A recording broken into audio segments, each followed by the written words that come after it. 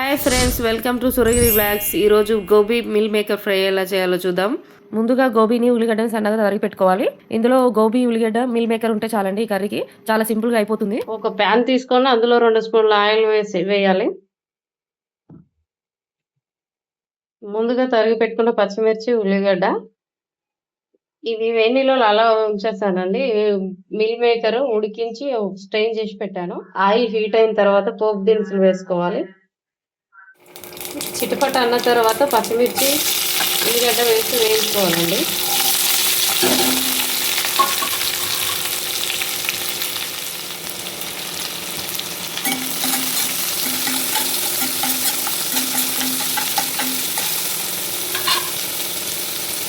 ఉల్లిగడ్డ బాగా వేగాలంటే పసుపు, ఉప్పు వేస్తే బాగుంటుంది, తొందరగా వేగుతుంది.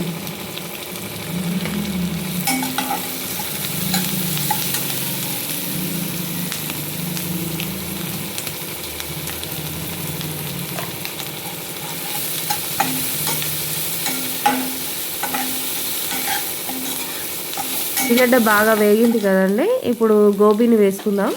నేను గోబీని ఫస్ట్ వేడి నీళ్ళలో వేసి స్ట్రెయిన్ చేసి పక్కకు పెట్టుకున్నాను.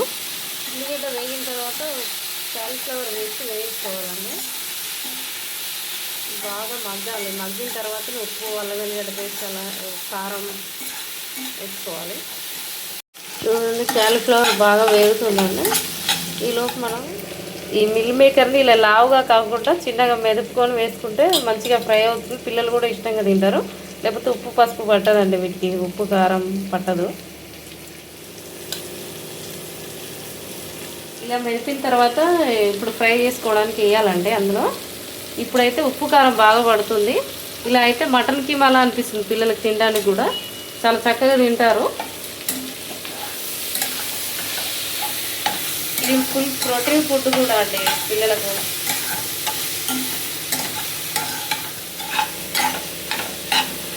అలా లావు ముక్కలు ఉంటే పిల్లలు తినారండి. ఇలా అయితే చిన్న చిన్నగా వేస్తే మటన్ కీమా లా ఉంటుంది, చాలా బాగుంటుంది.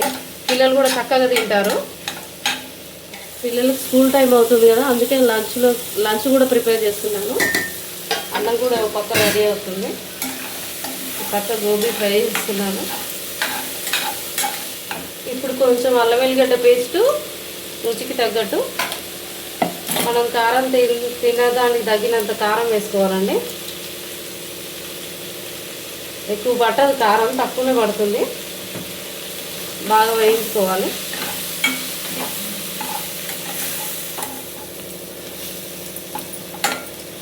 కొంచెం ధనియాల పొడి, మసాలా చల్లుకుంటే ఇంకా టేస్టీగా ఉంటుందండి, గరం మసాలా. అప్పుడైతే మటన్కి ఫ్లేవర్ ఖచ్చితంగా వస్తుంది. ఈ కర్రీకి మసాలా అయితే ఈ గరం మసాలా వేసుకోవడం చాలా.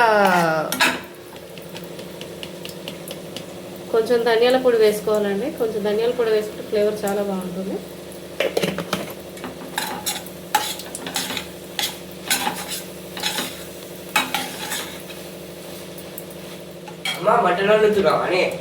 అవునరా, మటనే వండుతున్నా. ఇగో కీమా.